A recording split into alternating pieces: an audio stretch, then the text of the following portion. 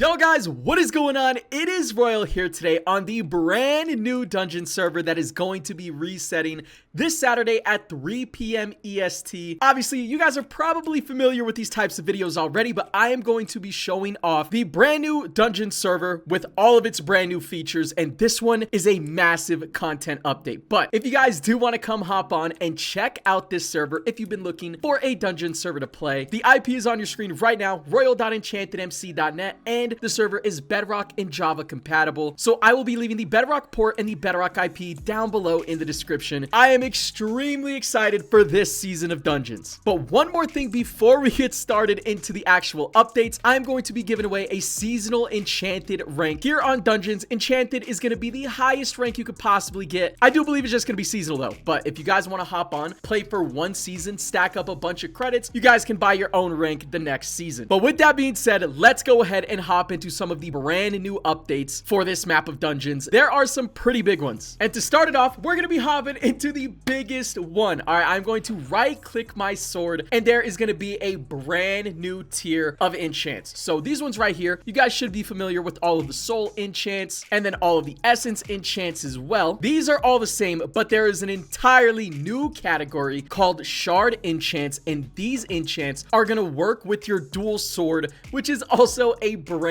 new update. These enchants are only going to activate whenever you're in dual sword mode. So let's read them off. Zoologists give you 2x pet experience for 30 seconds when activated. Pets are relatively hard to level up here on Dungeons, so this is actually going to be really nice. And then we have Flame Right, gives you 2x zone candles for 30 seconds when activated. Obviously, if we do /zone and we teleport on over, you have custom crafting recipes that you can turn into totem skin boxes, totem boxes, some boosters, and some like pet traits and stuff. These rewards are obviously going to vary between each individual zone, but clearly getting more candles to craft more stuff is a very useful enchant. You have Wizard, which gives you 2x pass experience. Minion enchant, King Bob appoints your heroes as knights and gives them 1+ additional swing for 10 seconds. So if you guys have heroes, Minion is going to be a very good enchant. Moment's Rest will stop your dual sword momentum from going down for 30 seconds when activated. Now, I'm not entirely sure how the dual sword enchant or like mode is going to work. If I go ahead and smack a mob and we look above our hotbar, you guys can see I'm already at 28% dual sword. So I think if you're like actively grinding, that's how you activate it. I'm not 1000% sure. This is brand new to me as well. Let's keep going down the list. We have Zap, chance to fully charge your heroes to 100% health life. Clone, chance to clone your main sword enchants on the dual sword for 10 seconds. Overload, enter in overload mode to gain a 5% final enchant multi for the next 1000 swings. That actually sounds crazy. And right here, wait, your dual sword is now fully charged. So once again, I don't really know what that means just yet. We have the Flash, chance to do 2x your current base attack speed for 30 seconds. Guardian's Magic, chance to gain the Elder Guardian effect, which will give you a 1.25x final enchant multiplier for 10 seconds. Now, you guys might actually notice that some of those enchants are already enchants on the server. And that's true. That's because these shard enchants are meant to act as like support enchants to your other ones. They'll help you like do damage and proc your other enchants even more. So you enter dual mode by just doing X amount of swings. Obviously, the swings are lowered right now just for the showcase video. It is not going to be this fast on the actual live server. When you're in dual mode, you'll see blue damage holograms, which will power/proc your shard enchants. Oh my god, I can. Okay, I get it. I definitely see that. You guys can see it's usually just purple, like little holograms that are popping up, but you guys see the blue ones. That will indicate that you are in dual mode. That's actually kind of sick. Your dual sword charge has depleted, so now you have to recharge it. All right, now that's actually kind of sick. And since they have just added a brand new category that's going to use up a lot of your shards, they have also changed sword attributes to be locked behind rebirthing, which I feel like is a great update because a lot of people won't really focus rebirths because they would just grind out swings. It seems like every single season they're making rebirthing more and more important, and I love that aspect. So that way it's just not like a fully AFK-able game mode. You actually have to manually be grinding. So rebirthing is going to be very important important, this map, mainly because you want to get to this 40% attack speed, and it's going to force all of the top players to grind out rebirths. If you want to be a top player, upgrading your attack speed boost is going to be the most important thing to do on dungeons, because obviously the more you swing, the more currencies you get, the more damage you do, the more money you get, all of the above. Crystals have also been heavily buffed this map. They act as a final multiplier instead of just adding onto it. Because of that change, they had to lower overall enchant boosters in the game. So there's going to be a lot of like rebalancing stuff this season, but crystals are going to play a much bigger role. Base enchant prices have also been buffed, making it harder to max enchants, and proc rates have been lowered to accommodate with that huge crystal buff. Now, I think enchants wise, those are going to be all of the new updates. That was a lot of information to take in though. Obviously, we still have like auto fighter and stuff, which was introduced last season. I think they're still going to have like the battleground point shops. Like there's a lot of stuff you guys got to know about if you want to be a top player here on Dungeons. So many content aspects on here, which is why I love this game mode. But moving on to the next update, they have added some brand new abilities. Some of them have been revamped as well. So abilities are now going to scale based on your rebirth. Once again, they are emphasizing the importance of rebirthing this season. The booster ability will boost soul/essence, and how long it lasts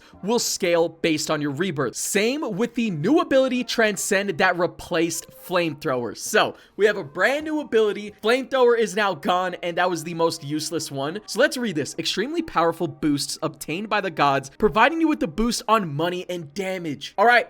I love that. Transcend is the brand new ability, and it's obviously going to scale with your rebirth as well. Lucky block rewards will also scale based on your rebirth. So I guess that's going to be the goal for this season. I'm going to try and make it to the highest rebirth I ever have, because it's never been more important than it's been right now. They are also bringing the pass revamp onto dungeons as well. I've showed this off in multiple seasons already. It's already been on Skyblock, and it's been introduced to gens as well. So you have a gold pass and you have a diamond pass to get some extra rewards. Not going to spend too much time going over this. Now, another massive content update that I don't believe I'm going to be able to like fully show off in the showcase video, unfortunately, is going to be Enchanted Dust. Obviously, whenever you guys tinker like useless crystals that you no longer need, you are going to have a very low chance of getting an Enchanted Dust now. This can only be used on crystals that have a 100% boost rate. And what that Enchanted Dust does is it increases the boost rate by 1%. It'll cap out at a 125% boost rate. And remember, these are final boosters, so 25% is a massive boost. So usually crystals could only go up to 100% like boost. Now it can go up to 125%. Obviously, it's going to be really hard to get that across all of your crystals, but the possibility is there. Auto fighter daily time limit has been increased, making it a lot more valuable to use when sleeping